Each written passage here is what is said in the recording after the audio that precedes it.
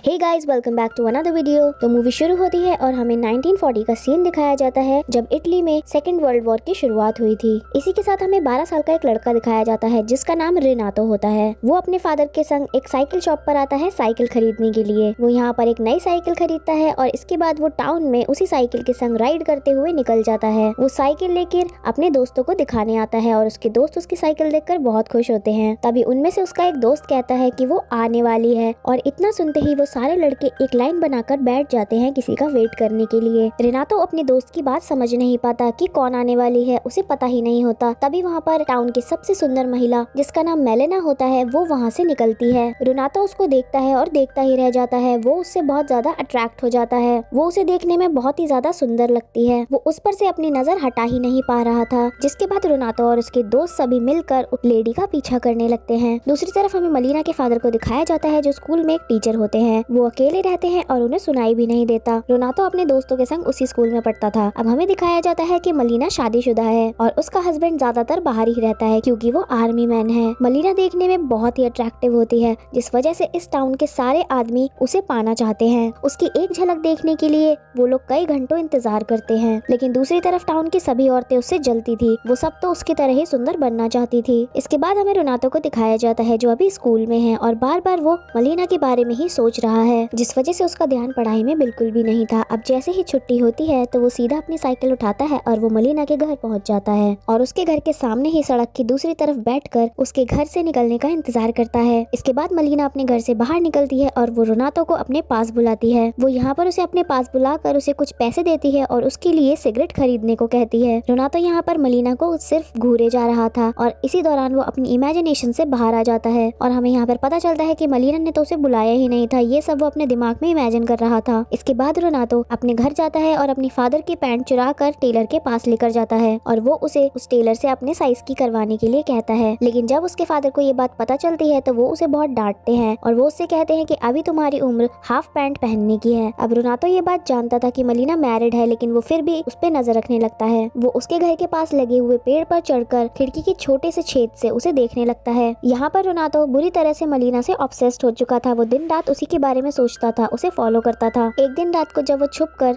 मलीना को छेद से देख रहा था तो वो उसे डांस करते हुए म्यूजिक पर दिखाई देती है। वो उसे काफी देर तक घूरे जा रहा था। मलीना इस बात से बिल्कुल अनजान थी कि उसे कोई देख रहा है। अब नेक्स्ट मॉर्निंग वो म्यूजिक शॉप पर जाता है और वही सेम म्यूजिक खरीदता है जो मलीना रात को सुन रही थी और उसे अपने रूम में लगाकर सुनने लगता है। और इसके बाद मलीना उसके रूम में आती है और रेनातो ये देखकर बहुत खुश हो जाता है। लेकिन ये सब वो इमेजिन कर रहा था, मलीना सच में उसके पास नहीं आई थी। अब नेक्स्ट डे जब वो उसको फॉलो कर रहा होता है तो वो यहाँ पे देखकर बहुत हैरान हो जाता है कि इस टाउन के सभी लोग उस पर नजर रखे हुए हैं, चाहे वो एक गरीब आदमी हो या इस टाउन का सबसे अमीर आदमी, वो सरकारी अधिकारी हो या फिर वो एक आम इंसान। अब सभी मर्द उसे बहुत ही गंदी नजरों से देखते हैं और उन सब की बीवियां उन्हें रोकने की बजाय वो सब मलीना को ही गलत समझती हैं और वो मलीना को ही ताने मारा करती थी। टाउन की सभी औरतें उससे बहुत नफरत करती हैं क्योंकि वो सारी औरतें नहीं चाहती थी कि उनके हस्बैंड किसी पराई औरत को देखे। यहाँ मलीना किसी को भी जवाब नहीं देती, वो हमेशा चुपचाप ही रहती है क्योंकि वो अपने पति के लिए लॉयल है। इसके बाद मलीना एक घर में आती है। वो अपने फादर से मिलने आई थी। वो अपने फादर से मिलने डेली आया करती थी क्योंकि उसके फादर अब बूढ़े हो चुके हैं। वो बीमार भी रहते हैं, उनकी दवाइयाँ चल रही हैं और वो उनका ख्याल रखने यहाँ पर आया करती है। यहाँ रेनातो भी उसका पीछा करते हुए साइकिल से यहाँ आ जाता है और छुप कर उसे देखने लगता है। अब नेक्स्ट मॉर्निंग हमें दिखाया जाता है कि गवर्नमेंट के कुछ ऑफिसर माइक में अनाउंस करके हमें बताते हैं कि जब वॉर हुई थी तो कुछ लोग उसमें मारे गए जिसमें मलीना का पति भी शामिल है। अब ये बात सुनकर टाउन के जो आदमी मलीना को पाना चाहते हैं वो ये खबर सुनकर बहुत ज्यादा खुश हो जाते हैं कि अब वो विधवा हो चुकी है, अब वो सिंगल है। ये बात सुनकर मलीना बहुत ज्यादा दुखी हो जाती है कि उसका पति अब इस दुनिया में नहीं रहा क्योंकि वो अपने पति से बहुत प्यार करती थी। वो अपने पति के जाने के बाद अब बिल्कुल अकेली हो चुकी थी। अब इसके बाद वो अपना घर छोड़कर अपने फादर के संग उनके घर पर ही रहने लगती है। रेनातो मलीना को उसके रूम से बाहर देख रहा होता है जो अपने रूम में ही रो रही होती है। अब कुछ दिन के बाद जब मलीना अपने कपड़े सुखा रही होती है तो रेनातो उसका एक कपड़ा लेकर भाग जाता है और रात में मलीना के उसी कपड़े को लेकर उसके ख्यालों में खो जाता है। अब नेक्स्ट मॉर्निंग जब रेनातो के फादर उसके पास वो कपड़ा देखते हैं तो वो उस पर बहुत गुस्सा होते हैं और उसकी माँ ये सुनकर उसे बहुत मारती है।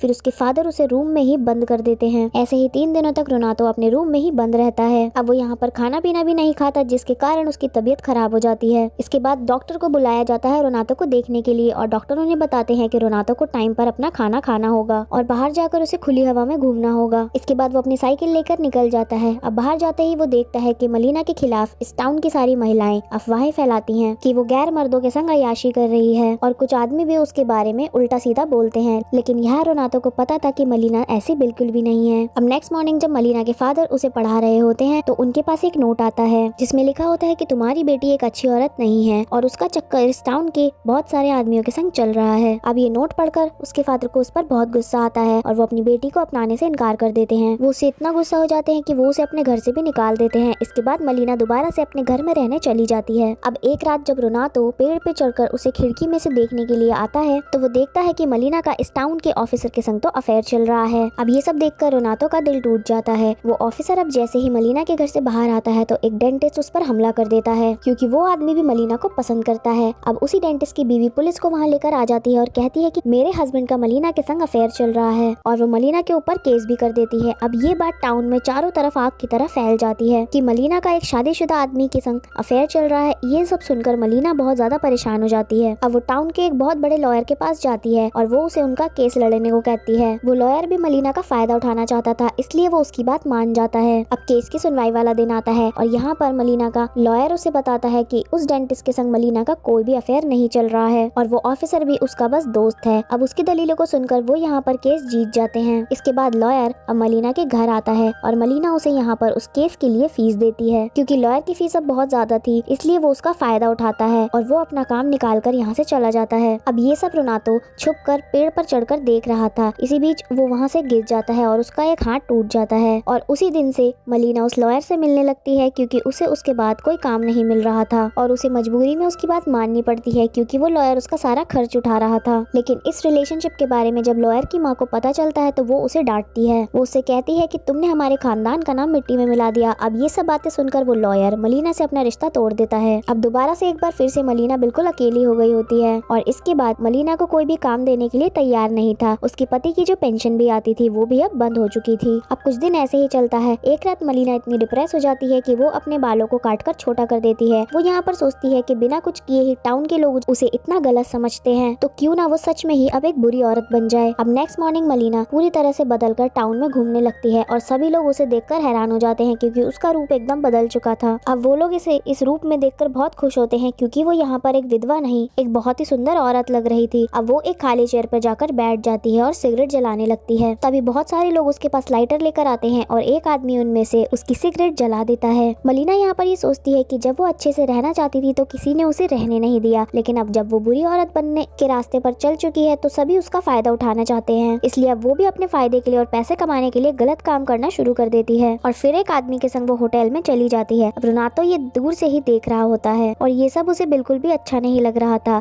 वो सुबह शाम मलीना पर नजर रखता है। अब एक रात जब वो मलीना के घर पर नजर रखे हुए था वो यहाँ पर देखता है कि रोज रात मलीना के घर पर अलग अलग आदमी आते हैं और उसे ये सब देखकर बिल्कुल भी अच्छा नहीं लग रहा था। अब उन सभी आदमियों की वाइफ्स को ये सब देखकर बहुत ही बुरा लगता है और वो अब मलीना से और भी ज्यादा नफरत करने लग जाती हैं। मलीना अपने टाउन में बहुत ही ज्यादा फेमस हो गई थी। अब वो पैसों के लिए हर एक मर्द के संग घूमने चली जाया करती थी। रोनातो ये देखकर बहुत ज्यादा दुखी हो जाता है क्योंकि वो नहीं चाहता था कि मलीना ये सब काम करे। वो यहाँ पर बहुत ही दुखी हो जाता है। वो उसकी मदद करना चाहता था लेकिन वो बहुत ही छोटा है, वो उसकी मदद नहीं कर सकता। अब एक दिन रोनातो मलीना को 2 जर्मन ऑफिसर्स के साथ देखता है। वो यहाँ पर ये सदमा बर्दाश्त नहीं कर पाता और वो बेहोश होकर वहीं पर गिर जाता है। यहाँ पर उसके घर में सभी लोग सोचते हैं कि रोनातो पर कोई भूत का साया है। अब वो उसे भूत प्रेत से मुक्ति दिलाने के लिए चर्च के फादर के पास लेकर जाते हैं। दूसरी तरफ मलीना से उस टाउन की सभी औरतें परेशान हो चुकी थी क्योंकि उन लोगों के संग उसके पतियों का रिश्ता खराब होता जा रहा था। इसलिए एक दिन कुछ औरतें मलीना को एक होटल में एक आदमी के संग पकड़ लेती हैं। वो मलीना को खींचकर बुरी तरह से बाहर लाती हैं और वो उसके कपड़े भी फाड़ देती हैं। वो सारी औरतें उसे बुरी तरह से पीटती हैं और उसके बाल भी काटकर खराब कर देती हैं। इसके साथ ही वो उसकी बहुत ज्यादा इंसल्ट करती हैं और वो इसे इस टाउन से भाग जाने के लिए कहती हैं। यहाँ सारे आदमी उसे बस खड़े होकर देखते रहते हैं एक तमाशे की तरह। कोई भी उसे बचाने के लिए आगे नहीं आता और ये सब देखकर मलीना को बहुत ही ज्यादा बुरा लगता है। वो यहाँ पर रुककर और ज्यादा बेइज्जती नहीं झेलना चाहती थी, इसलिए वो ये शहर छोड़कर यहाँ से चली जाती है। अब रोनातो ये सब दूर से ही खड़ा हुआ देख रहा था और उसे बहुत बुरा लगता है। कुछ दिन बीतते हैं और यहाँ हम देखते हैं कि रोनातो का पति वापस आ गया है। वो मरा नहीं था, वो इस लड़ाई में अपना एक हाथ खो चुका होता है लेकिन वो जिंदा था। अब इस टाउन के सभी लोग उसे देखकर एकदम शॉक्ड हो जाते हैं। वो मलीना को ढूंढते हुए अपने घर पर आता है। अब वो अपने घर में काफी सारे लोगों को देखता है और उन लोगों ने उसके घर पर कब्जा कर लिया था। इन लोगों ने अपना युद्ध में घर गवा दिया है, इसलिए वो अब मलीना के घर पर ही कब्जा कर लिए हैं। जब मलीना का हस्बैंड अपनी वाइफ के बारे में पूछता है तो टाउन का कोई भी आदमी उसे उसके बारे में बताने के लिए रेडी नहीं होता। उसकी वाइफ का क्या हुआ, वो कहाँ चली गई, कोई भी उसे नहीं बताता और उसके दोस्त भी उसकी वाइफ के बारे में उसे उल्टा सीधा बोलने लगते हैं कि जैसे ही उसने उसके मरने की खबर सुनी उसके बाद से ही वो और मर्दों के संग क्या क्या करने लगी। ये सब सुनकर मलीना के हस्बैंड को बहुत ज्यादा बुरा लगता है। यहाँ रोनातो खड़ा खड़ा सब देख रहा था, वो उसे सब बताना तो चाहता है लेकिन उसमें इतनी हिम्मत नहीं थी कि वो उसका सामना करे। यहाँ सिर्फ रोनातो को ही पता था कि मलीना कौन सी ट्रेन पकड़कर कहाँ गई थी, इसलिए वो रात को चुपके से मलीना के हस्बैंड के पास जाता है और एक लेटर में सब कुछ लिखकर उसके पास फेंक देता है और वो ये लेटर फेंक कर वहाँ से भाग जाता है। इस लेटर में लिखा हुआ होता है कि वो अभी भी उससे प्यार करती है और वो मसीना शहर चली गई है। अब उसी रात मलीना का पति ट्रेन पकड़कर उसे ढूंढने के लिए चला जाता है। अब 1 साल के बाद हमें ये सीन दिखाया जाता है कि मलीना अपने हस्बैंड के संग उसी टाउन में वापस आती है और शहर में चलते हुए आ जाती है। अब उस टाउन की सारी महिलाएं देखती हैं कि मलीना तो पहले से भी ज्यादा खूबसूरत हो गई है और अब भी वो अपने पति के साथ ही रह रही है, जिससे वहाँ की टाउन की सारी महिलाओं को ये एहसास होता है कि अब वो उसके लिए खतरा नहीं है। मलीना की हिम्मत देखकर वो सारे लोग बहुत ही हैरान हो जाते हैं और वो उसके बारे में अब रिस्पेक्ट से बात करने लगते हैं। अब जैसे ही नेक्स्ट मॉर्निंग वो बाजार से सामान लेने जाती है तो उसे पीटने वाली सारी लेडीज उसे गुड मॉर्निंग कहती हैं। वो उसे यहाँ पर मैडम कह के बुला रही थी। मलीना सब कुछ भूलकर उन्हें दोबारा जवाब देती है गुड मॉर्निंग का। अब मलीना जैसे ही सामान लेकर अपने घर वापस जाती है तो उस हाथों से बैग छूट जाता है और सारे ऑरेंजेस गिर जाते हैं। तब रोनातो वहाँ पर आ जाता है और वो ऑरेंजेस को उठाने में उसकी हेल्प करता है। जब मलीना वहाँ से जाने लगती है तो रोनातो उसे गुड लक कहता है। इसके बाद रोनातो भी अपनी साइकिल लेकर वहाँ से निकल जाता है और वो मन ही मन कहता है कि समय बीत रहा है और मैंने कई लड़कियों से प्यार किया और जब उन्होंने मुझे अपने करीब रखा और मुझसे पूछा कि क्या मैं उन्हें हमेशा याद रखूंगा तो मैंने उनसे जवाब में कहा कि हाँ मैं उन्हें याद रखूंगा। लेकिन सच तो ये था कि मलीना ही सिर्फ एकमात्र ऐसी औरत थी जिसे मैं कभी नहीं भूला। वो मलीना से पूरी जिंदगी प्यार करता रहा और इसी की संग ये प्यारी सी मूवी यहाँ पर खत्म हो जाती है। तो फ्रेंड्स, आपको एक्सप्लेनेशन कैसी लगी मुझे कमेंट करके जरूर बताइएगा। अगर मूवी पसंद आई हो तो वीडियो को लाइक और चैनल को सब्सक्राइब करना ना भूले। Thank you for watching.